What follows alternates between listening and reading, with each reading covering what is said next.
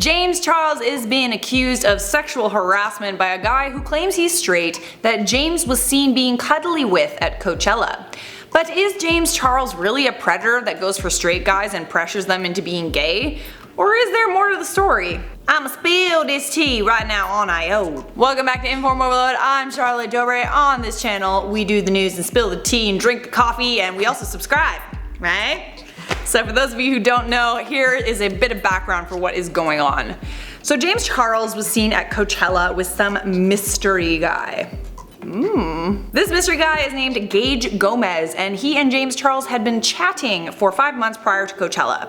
Gage Gomez told James that he was bi-curious and he wanted to come to LA to hang out with James at the festival. The pair were seen holding hands and they were photographed holding hands. How could anything go wrong? The tea began with a tweet by James Charles. In a response to a tweet where a fan asked James what the deal was with Gage Gomez, James said, "Nope, unfortunately I am still very single. This boy played me for months on end and is a disgusting con artist. I'm thankful I had my friends to protect me." James actually deleted this tweet because he felt bad about calling Gage a con artist, but whether or not that's untrue, well, that is up to you. Point is, this tweet was written by someone who was very clearly rejected. The tweet was up for long enough for Gage to see it, so Gage, in response, made a YouTube video about it. 2 videos actually. In the video titled "What Really Went Down Between Me and James Charles," Gage says that James's tweet was slanderous. It skewed from the truth. Gage also says that James initiated their conversations in DMs in January 2019 and James tried to manipulate him. He said, "James then saw us as an opportunity to manipulate me as a person who may or may not have been trying to figure things out about their sexuality after the fact of telling him that I was straight multiple times." So this is obviously pretty concerning. We all know that James Charles has some troubles in the romance department, but would he really go as far as to force a straight man to be in a gay relationship or engage in sexual activity with him? It turns out, hell no! According to leaked texts, which I believe were leaked by James Charles himself because the blue texts are James, it's actually the other way around. Gage was manipulating James into thinking that he might be interested in him, and he took advantage of the situation to get a free trip to Coachella where he could hang out with a famous person. As far as I can tell, these leaked texts were real. In them, James repeatedly calls Gage out, and Gage avoids taking the blame.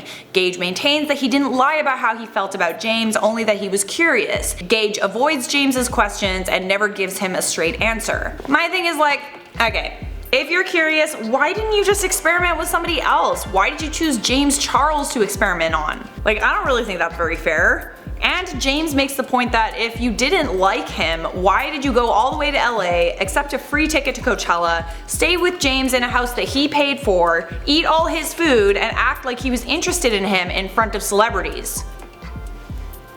Okay. James has also decided to share one statement about the issue on Twitter that he says will be his last and only time he will talk about it publicly.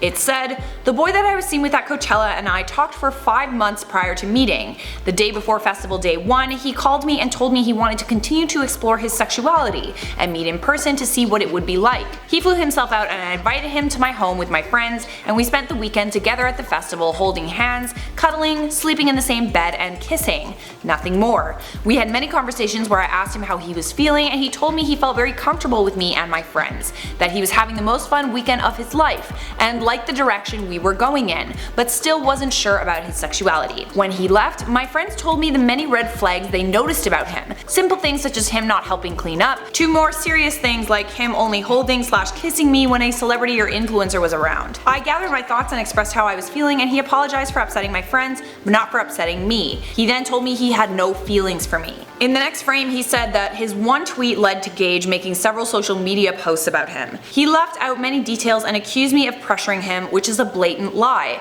which has painted a false image of me being a predator. I will not stand for this or take this lightly. I have never and will ever pressure a guy to do anything. Everything that's happened between me and him was 100% consensual. In the 5 months of talking, he never once said he was straight. If he did, I never would have continued talking to him for so long. I am well aware that you cannot change someone's sexuality. I do think he was curious, and I do think he saw an opportunity and took it." Well, friends, that is all I have for you on that. Whose side are you on, Team James or Team Gage? For now, I'm gonna wrap up this video with some comment features. Miriam MUA said, "How do you match your foundation like that?" You wanna know a secret? I don't wear foundation. Clem Marionette said, hey Charlotte, how much do you get paid for doing I.O.?